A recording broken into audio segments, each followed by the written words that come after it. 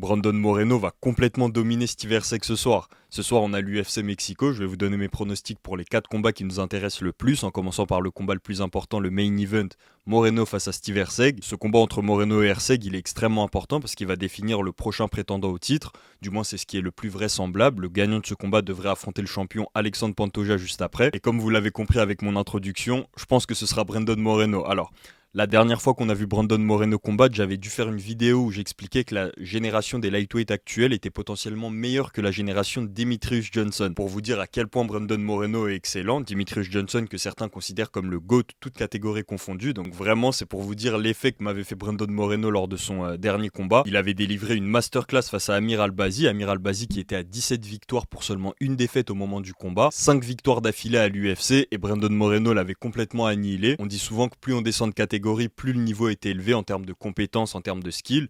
Et pour le coup, en flyweight, on est censé avoir du coup le niveau technique le plus élevé. Brandon Moreno, il faillit pas du tout à cette règle, au contraire. C'est un des combattants qui a une des meilleures boxes anglaises de la ligue. C'est un vrai Mexicain, il s'entraîne avec les meilleurs là-bas et ça se voit. C'est un excellent boxeur. C'est un combattant qui compte 11 soumissions en carrière, mais quand on regarde son style, quand on regarde ses combats, ce qui saute aux yeux, c'est qu'il a un vrai avantage en termes de boxe anglaise, en termes de striking. Son striking est plutôt axé sur la boxe anglaise. Il a une manière de bouger qui est vraiment propre à la boxe anglaise, mais il arrive à ajouter à ça ses low kicks et à mixer le tout même avec son grappling. Ce qui était très surprenant, c'était quand il était devenu champion en battant Davison Figueiredo par soumission. Dans ce combat-là, on pensait tous que justement l'aspect du combat dans lequel il devrait se concentrer, Brandon Moreno, c'était le striking et sûrement pas le grappling, parce que dans le grappling, il serait en danger face à un Davison Figueiredo plus puissant, plus technique, plus axé sur le jiu-jitsu brésilien, etc.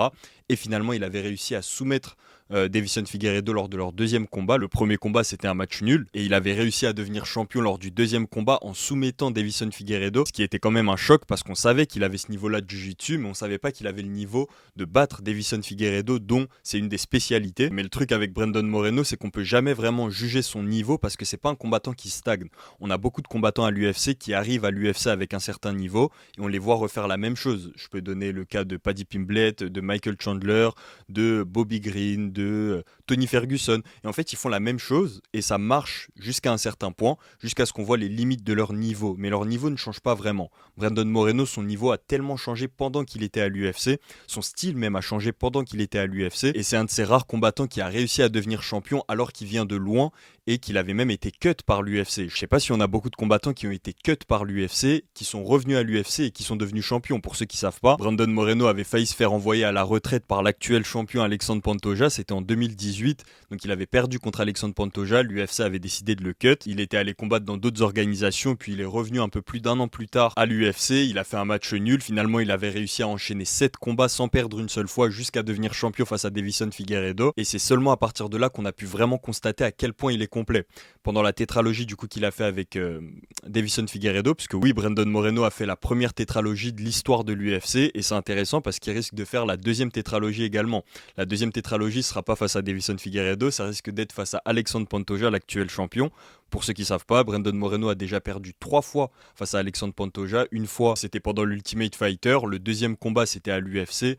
Et le troisième combat, vous le connaissez, il est assez récent. Il avait encore une fois perdu face à Alexandre Pantoja. Il lui avait pris son titre. Depuis cette défaite, Brandon Moreno, il est en quête de rédemption et on voit encore des progrès dans son niveau, ce qui est assez impressionnant, en tout cas à ce niveau-là de sa carrière. Là où on a d'autres champions qui, une fois qu'ils perdent le titre, c'est bon, ils ont atteint le sommet et on les voit redescendre. J'ai pas besoin de citer de nom, vous avez juste à penser à l'UFC Londres. Brandon Moreno, si on regarde son combat face à Amir Albazi, on dirait qu'il a encore passé un nouveau cap. Comme je l'ai dit, là, le gagnant entre Steve Erceg et Moreno va certainement affronter Alexandre Pantoja ensuite. Et Erceg n'est tout simplement pas aussi complet que Brandon Moreno. Le seul argument qu'on pourrait faire pour Steve Erceg, c'est qu'il a eu une meilleure performance dans la défaite que Brandon Moreno face à Alexandre Pantoja. C'est vrai qu'il avait fait une performance qui était respectable, honorable face à Alexandre Pantoja, mais la raison pour laquelle elle était respectable et honorable, c'est parce qu'il nous a un peu surpris. Steve Erceg, il venait de rentrer dans le top 10, l'UFC lui avait donné cette opportunité parce qu'il se passe pas forcément grand chose en flyweight, il n'y a pas de 10 000 contenders, et donc l'UFC lui avait donné cette chance alors qu'il était, je crois, 9e ou 8e. Et donc ça fait le même effet qu'avec Khalil Rountree face à Alex Pereira, où de 1, le public ne s'attend pas à voir ce combattant-là briller face au champion, on s'attendait à ce qu'il se fasse détruire, enfin du moins le public un peu moins aguerri, et même le public le plus aguerri, on sait pas On n'a jamais vu Steve Erceg dans cette situation de championnat. On sait qu'il est 9e et qu'il a des capacités, même ceux qui croyaient en lui, on savait qu'il avait des capacités, etc. Mais on ne l'a jamais vu sous les feux des projecteurs à ce niveau-là. Donc tout le monde a été un peu surpris, même ceux qui croyaient en lui. Et celui qui a été le plus surpris dans l'histoire, c'est le champion, c'est Alexandre Pantoja. Donc même s'il se prépare très très bien pour le combat et en se disant qu'il ne va pas sous-estimer son adversaire, même s'il ignore les rankings et qu'il se dit pas qu'il affronte le 9e, etc., il y a toujours un truc dans le coin de sa tête, et ça s'est vu dans le combat, qui fait qu'il ne prend pas le combat aussi à cœur que si c'était le numéro 2 ou si c'était un combat comme celui face à Kaya Sakura où tout le monde disait que Kaya Sakura allait prendre la place d'Alexandre Pantoja, etc. Et où du coup Alexandre Pantoja s'est vraiment préparé en se disant je risque de me faire sauter ma place. L'UFC rêverait que Kaya Sakura devienne champion, je suis vraiment en danger, je vais vraiment me préparer pour affronter un potentiel champion. Quand il a affronté Steve Erceg, il n'était pas dans cette mentalité-là à l'approche du combat, du coup il s'est fait surprendre. Steve Erceg, comme je l'ai dit, il a d'excellents coudes, il se déplace bien, il a d'excellentes entrées en takedown, il arrive à bien mixer son striking avec son grappling, mais il a des trous énormes que Kai Kara-France a réussi à exploiter. Si Kai Kara-France a réussi à trouver des failles dès le premier round, Brandon Moreno, avec son niveau de striking, n'aura aucun mal à élaborer un plan à partir de ce qu'on a déjà vu de Steve Erceg, puisque maintenant Steve Erceg ne va même plus pouvoir nous surprendre, parce que maintenant on le regarde, on a les yeux rivés sur lui depuis sa performance face à Alexandre Pantoja, bien que c'était une défaite. Donc non seulement il va pouvoir se préparer parfaitement pour son style, mais en plus, encore une fois, si Kai Kara-France a réussi à trouver des failles, Brandon Moreno n'aura aucun mal à trouver des failles dès le premier round. Maintenant, qui sait, on peut toujours avoir un upset, ça reste un combat. Steve Erceg, ça reste un combattant très dangereux, donc il peut toujours avoir que ce soit un lucky punch, que ce soit une soumission qui arrive de nulle part. Maintenant, il y a d'autres circonstances qui font que il y a vraiment très peu de chances que ce combat aille en faveur de Steve Erceg. Premièrement, il prend un peu le combat en short notice. À la base, il devait affronter Almabayev, Steve Erceg, et finalement, donc Almabayev c'était le premier qu'il était censé l'affronter. Finalement, on lui a changé son adversaire pour UFC Mexico. Ils ont mis Steve Erceg face à Brandon Moreno parce qu'il fallait que Brandon Moreno combatte face à son public, et donc il fallait un adversaire assez rapidement. C'est pas qu'il n'est pas prêt, mais c'est qu'il n'est pas préparé pour le style de Brandon Moreno. Et on sait que le style de Brandon Moreno est assez atypique, assez propre. Même ceux qui s'y préparent et qui l'affrontent 4 fois ont du mal face à lui. Donc bon courage à Steve Erceg pour s'adapter et réussir à affronter Brandon Moreno chez lui, devant son public, et de réussir à le battre. Et justement, c'est ça le deuxième point, la deuxième circonstance pour laquelle je pense que Steve Erceg est tout simplement complètement défavorisé dans ce combat, c'est que ça se passe chez Brandon Moreno. Et c'est pas une histoire de public, c'est une histoire d'altitude. On sait qu'à Mexico City, l'altitude est assez impactante, un peu comme à Salt Lake City aux États-Unis, où les combattants changent complètement. Leur niveau de cardio est complètement différent. On se souvient de Rockhold avec Paulo Costa qui se tenait contre la cage à Salt Lake City. On se souvient de Leon Edwards qui était complètement fatigué. C'était le jour de l'upset face à Kamaru Usman. C'est des exemples parmi tant d'autres. À chaque fois que les combattants sont en haute altitude à Mexico City ou à Salt Lake City, à chaque fois leurs performances sont affectées.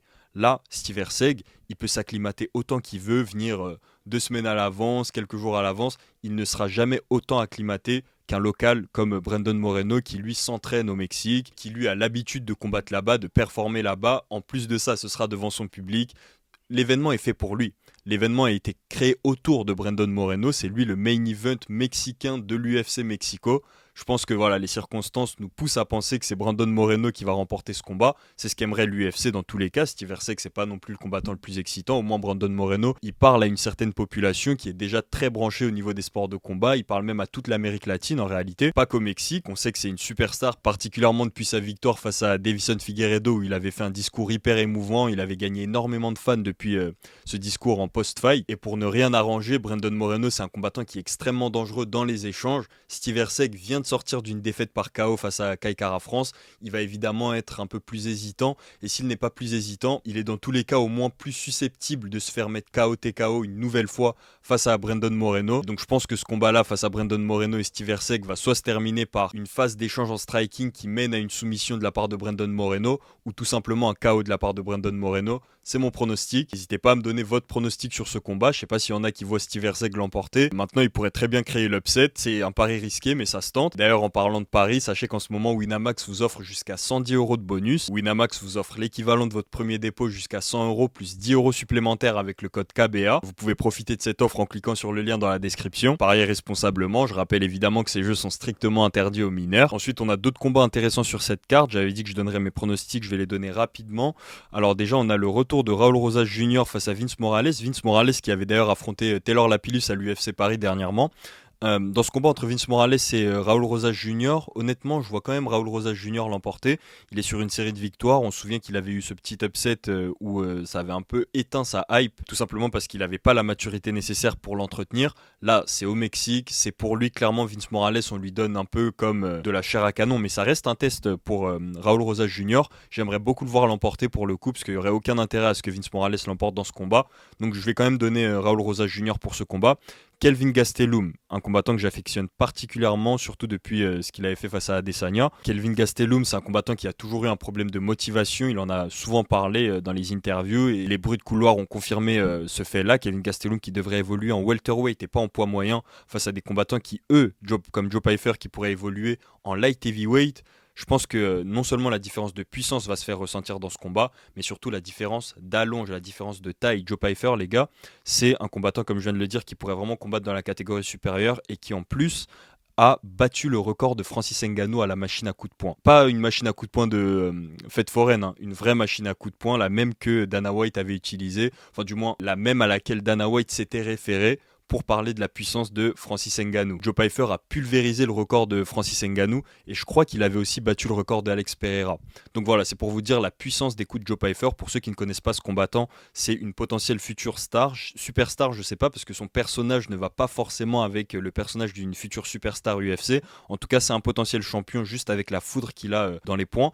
On se souvient qu'il avait été lui aussi éteint un peu en termes de hype après sa défaite face à Jack Hermanson, contre qui il avait encore une fois manqué d'expérience. Aujourd'hui, il est de retour. Je pense que c'est le combat pour qu'il brille face à Kelvin Gastelum. Il a un coéquipier que vous connaissez bien, Sean Brady, qui avait battu Kelvin Gastelum il n'y a pas si longtemps que ça. Donc je pense que Joe Pyfer a vraiment toutes les chances de son côté. Il va s'entraîner avec Sean Brady qui va pouvoir lui donner des tips par rapport à Kelvin Gastelum.